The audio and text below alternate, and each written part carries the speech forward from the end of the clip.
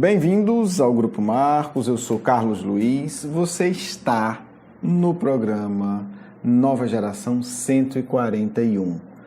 Hoje a gente conclui, como eu falei no programa anterior, o capítulo 2 da primeira parte do Livro dos Espíritos, Elementos Gerais do Universo. No próximo ano nós vamos retomar, já no capítulo 3, com um outro formato.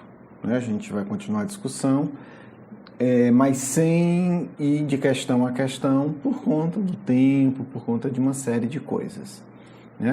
Mas a gente vai continuar aprofundando aspectos do Livro dos Espíritos, até porque uma encarnação, apenas em uma encarnação, não é possível esgotar o livro. Então a gente vai tentar fazer uma boa introdução do Livro dos Espíritos.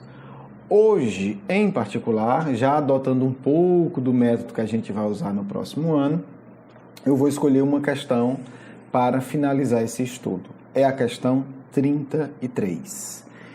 É uma questão, uma resposta curta, mas ela dá muito pano para manga, E ela vai tocar de forma indireta nas outras questões.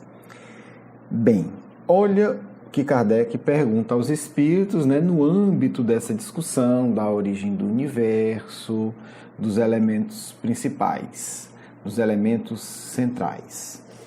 O que é que eu quero trabalhar nessa questão? É a gente entender que Kardec, como todo espírito superior, está muito longe de ser o que na Terra a gente chama, com uma certa crítica, de um mero teórico.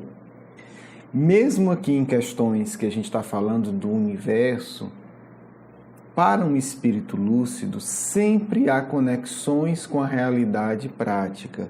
Essa é uma tradição que é muito antiga, que é da doutrina secreta, que é uma tradição instituída pelo Cristo na cultura judaica. Essa é uma tradição que o Cristo viveu, ensinou, e é uma tradição que Kardec também acompanha há milênios. O que é que eu quero dizer com isso?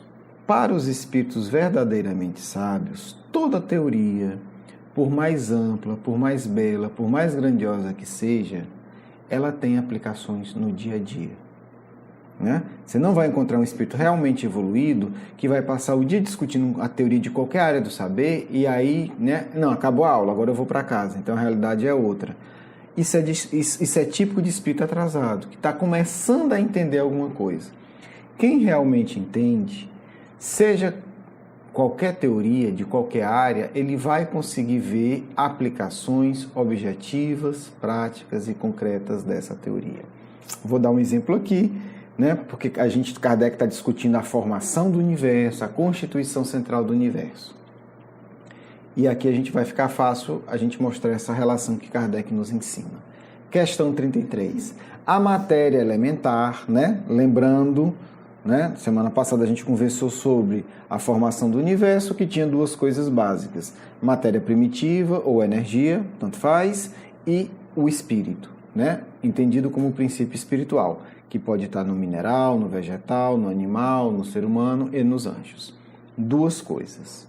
Então, Kardec vai falar agora dessa matéria primitiva, dessa energia básica.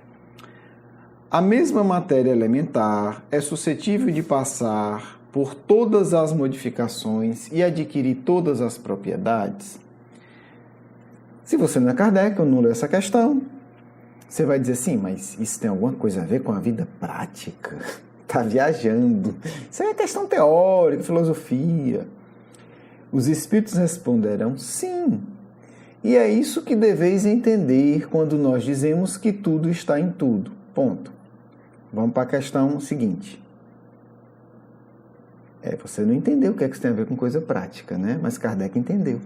Por isso que é bom Kardec ter nascido, Vai explicar para a gente. Kardec vai pegar uma comparação e depois o Herculano Pires vai também comentar. E o nosso encontro hoje vai ser em cima dessa observação de Kardec, desse comentário do Herculano Pires, e vou tentar acrescentar alguma coisa. Kardec vai pegar um exemplo da época, que obviamente é verdadeiro ainda hoje. Ele vai dizer assim: o oxigênio, o hidrogênio, o azoto, o carbono e todos os corpos que consideramos simples, Na época era assim, era o básico do básico. Não são mais do que combinações de uma substância primitiva. Na impossibilidade em que nos encontramos ainda de remontar de outra maneira, que não pelo pensamento a essa matéria, o que é que ele está dizendo? Nós não temos tecnologia para chegar na matéria primitiva, na energia primitiva. Né? Esses corpos para nós, né, são os verdadeiros elementos, na época de Kardec. Hoje a gente já avançou um pouco mais, né? Ninguém vai dizer que o oxigênio é muito básico. O oxigênio já é considerado uma coisa extremamente complexa, muito complexa. E podemos, sem maiores consequências, considerá-los assim até nova ordem. O que é que ele está dizendo? Agora, a gente pode continuar aceitando que oxigênio e hidrogênio é a matéria elementar, embora não seja. Como a gente não tem desenvolvimento tecnológico, como a física ainda é extremamente limitada, a gente respeita a opinião dos espíritos e, temporariamente, a gente aceita que esses são os elementos elementares. Olha que bom senso. Né? Kardec não precisa de briguinha, porque a gente aqui, a vaidade é que faz a gente brigar. Ah, tá vendo, tá errado. Não, Kardec diz, olha, o que a ciência pode compreender hoje é isso. Os espíritos estão dizendo que isso aqui é muito grosseiro. Mas a gente continua aceitando isso até que a gente tenha como provar que existe coisa mais sutil. Hoje, gente, o que a ciência chegou em relação a essa época de Kardec é assustador. Porque não se fala mais de átomo. Kardec está falando de oxigênio, já é uma coisa complexa, mas na época era o mais elementar. Hoje o átomo é uma coisa muito grosseira, do ponto de vista do avanço da ciência.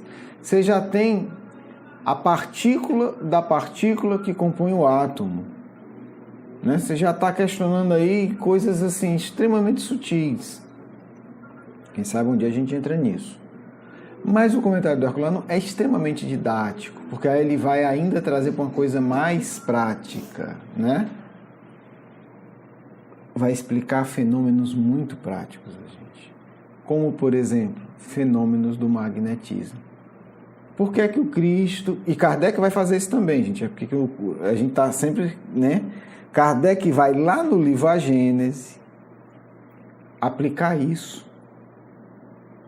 Dizendo assim, para nós espíritas, que já estudamos, como quem diz o livro dos Espíritos, já entendemos, transformar água em vinho, do ponto de vista da compreensão teórica, é tranquilo. Porque tudo não está em tudo. Então, os elementos que formam a água, os elementos primitivos, básicos que formam a água, são os mesmos elementos que formam o vinho. Olha como é que é o Espírito Superior. Ele preparou a gente, 1857. Em 1862 e 3, ele lança a Gênese explicando. Quer dizer, para quem acompanhou o curso do estudo de Kardec, quando Kardec fala isso, ele diz, falha mesmo. Para quem acha que entendeu o livro dos Espíritos e nem lembra o que está escrito, vai dizer, não, esse Kardec aí está inventando, está dizendo que Jesus é mágico. Não. Ele está mostrando uma aplicação particular de uma compreensão do que é o universo. Ora, se todo o universo é formado de um elemento básico, que se combina e gera tudo, se eu posso mudar esse elemento básico, eu posso transformar tudo em tudo.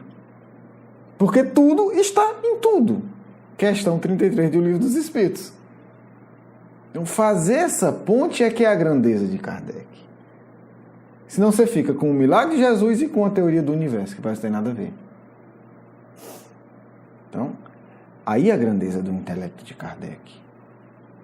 Né? Ora, se o elemento... Kardec vai dizer isso, eu não vou ler por conta de tempo, né, gente? Mas assim, é só para a gente entender que quando Kardec está definindo isso, e aí eu vou dar um passinho a mais aqui só para a gente entender. Olha que bonito, gente. A obra de Kardec precisa ser estudada, mas precisa ser estudada no conjunto e na interação. Senão fica chato. Né? Vamos lá. 2 elementos do universo. Imagina você chega para cá e diz assim, mas é possível um espírito transformar água em vinho? Olha a pergunta, não é possível? Independente de ser Jesus, ser Pedro, é possível um espírito encarnado transformar água em vinho? Do ponto de vista da compreensão espírita. Como é que isso funciona? Kardec vai dizer o seguinte, meu amigo. Primeiro, meu jovem ou minha jovem, entenda. O universo, ele tem só dois elementos. E o Criador? O Criador criou uma matéria primitiva, uma energia primitiva básica. E criou um negócio chamado espírito. Só. E ele permitiu que o espírito, à medida em que evolua, domine o elemento primitivo, altere o elemento primitivo. Talvez Kardec, vendo que você está interessado, olhe e diz assim, olha, nota aí, nota de rodapé, meu jovem. Lá no livro A Gênese, os judeus, os sábios judeus, já sabiam disso, orientados pelo Cristo. Por isso que eles disseram que o homem deu nome às coisas e que o homem tinha um poder sobre todos os animais. Por quê? Porque o ser humano é espírito. E espírito, quando evolui, tem domínio sobre a energia primitiva. Vale, então era aquilo? Sim, meu filho, era aquilo. Depois eu lhe conto como é que eu soube disso. Mas vamos para a sua questão. Então você está me perguntando se um espírito encarnado pode transformá-lo em vinho. É isso. Então vamos lá. Deus cria espírito e matéria. O espírito, princípio espiritual, espírito bastante primitivo, que vai evoluindo. A matéria é a matéria primitiva que pode sofrer todas as transformações e que vai gerar tudo.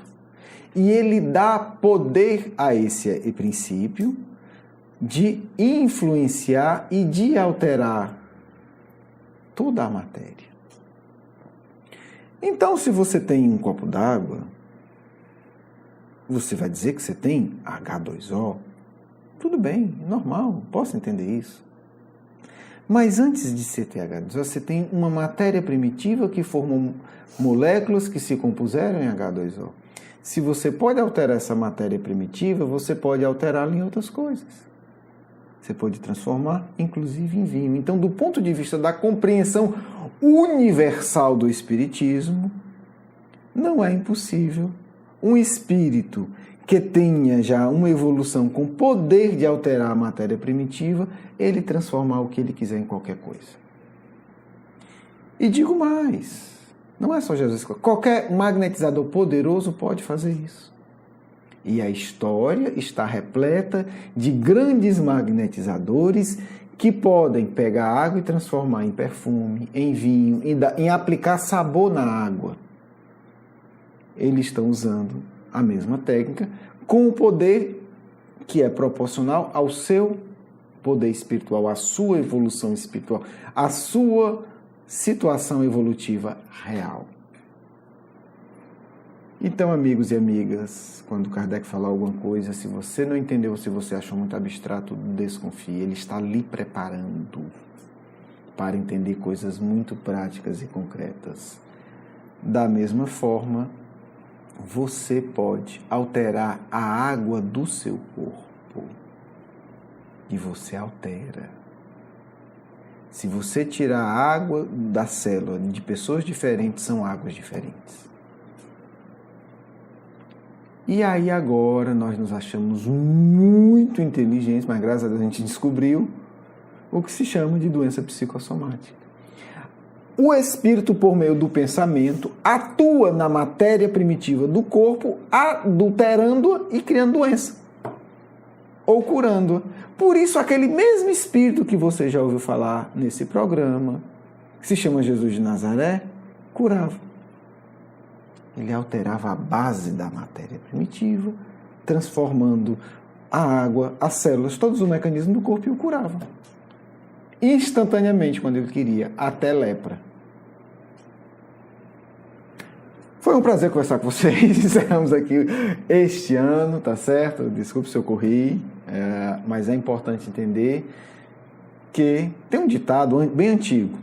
Aqui na minha terra, eu sou de Fortaleza, um ditado do interior muito antigo, não sei se tem em outros lugares do Brasil, mas diz assim: quando o burro velho fala, os burros novos baixam as orelhas, tá certo? Então, vamos adaptá-lo para a linguagem espírita. Então, quando o espírito superior fala, a gente tem que, no mínimo, desconfiar se ele não está falando mais do que a gente está ouvindo, né? A gente tem que aguçar as orelhas para poder dizer assim, o que é que Kardec quer dizer com isso, qual é a consequência prática. Foi um grande prazer ter esse encontro com vocês, espero que vocês tenham gostado, um grande beijo no coração. Vamos para a nossa segunda parte. Que possamos entender, filhos e filhas, que o Cristo quer que tenhamos compreensão plena da grandeza da obra de Deus. Quando envia e cuida carinhosamente de Kardec, quer que todos nós compreendamos que Deus nos ama, que o universo é nosso lar, é a casa carinhosa feita por um ser grandioso que nos quer plenos, livres e verdadeiramente felizes. Talvez muitos nunca tenham pensado na Terra que o fato de haver apenas 2 elementos do universo nos fazem filhos do universo. Eu quero dizer que para nós, filhos de Deus, nada há de estranho. Nós podemos ir a planetas em galáxias distantes e vamos com o coração tranquilo. Nada haverá de essencialmente diferente do que temos. E aí a beleza de Deus. Uma variedade extraordinária, dentro de uma segurança emocional profunda. É isso que seria tão bom que vocês entendessem. Nada há de essencialmente estranho, embora a obra de nosso Pai seja infinitamente criativa e bela. Teremos sempre coisas extraordinárias e novas e belas, mas nada precisamos temer,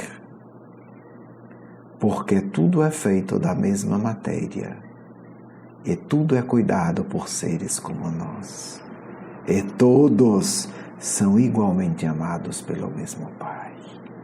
O universo é nosso quando amamos. O universo será sempre uma revelação extraordinária, mas que não comporta medo, que não comporta angústia, que não comporta ansiedade, porque sentimos que de alguma forma Ele também está dentro de nós.